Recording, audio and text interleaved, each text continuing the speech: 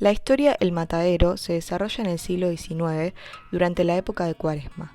Es para los católicos el periodo de cuarentena de 6 días que abarca desde el miércoles de ceniza hasta el jueves santo en Pascuas. Se caracteriza por ser un periodo de penitencia en el cual no se puede comer carne. El cuento identifica el régimen de Juan Manuel de Rosas con el acto que se lleva a cabo en los mataderos. El cuento tiene la intención de evidenciar el clima polarizado y violento y lo dañino que era para el progreso del país. Echeverría muestra a la Iglesia como principal apoyo de la dictadura federal. Esta usa su poder sobre el pueblo, asegurándose que los unitarios quedarán como los enemigos y los federales como líderes escogidos por la voluntad divina. El cuento se desarrolla durante la época de la Cuaresma, por lo que la Iglesia ordena al pueblo a abstenerse, a comer carne de res. Esto para cuidar a los federales, ya que el matadero solo había 50 novillos y toda la carne era para los dictadores. La función del matadero del Alto fue aminorar el hambre de la población del gobierno de Rosas, recaudar impuestos, cobrar multas y castigar a los contrarios del gobierno federal, que serían los unitarios. Al joven unitario lo reconocen debido a su vestimenta, su forma de hablar y porque era un completo desconocido en el pueblo. La historia del matadero relata la historia de un joven unitario que es descubierto por los federales y regresado al matadero, lo que lo lleva a ser perseguido, capturado y finalmente asesinado por los federales. Mediante este acto, Esteban Echeverría representa los constantes asesinatos a la juventud en la época del gobierno de Rosas.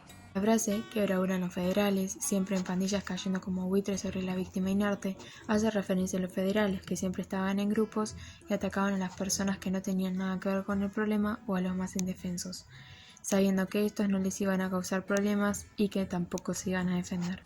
Un grupo salvaje de federales junto a un juez lo castigaron por insolente. Lo ataron estirando sus hombros y pies abiertos a una mesa, y cuando intentaron desnudarlo se produjo una serie de hemorragias que precipitaron su muerte.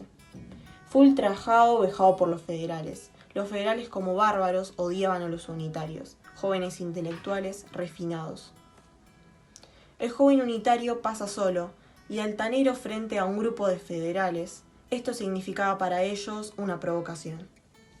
El juez le dice por qué no lleva divisa y sombrero de luto por el restaurador.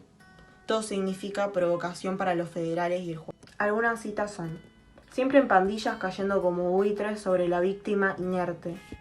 Degüéllalo, Matasiete, degüéllalo como el toro. Pícaro unitario, es preciso tuzarlo. Tiene buen pescuezo para el violín.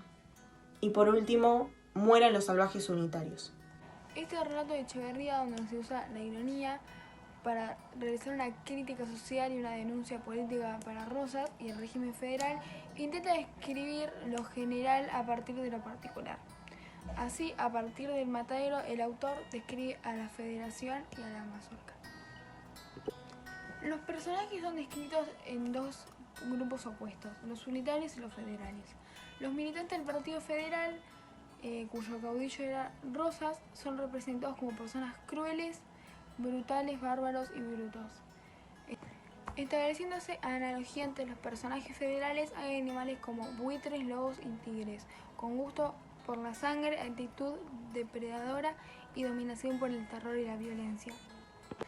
Echeverría también describe otras figuras sociales de la época, como los gringos y la plebe.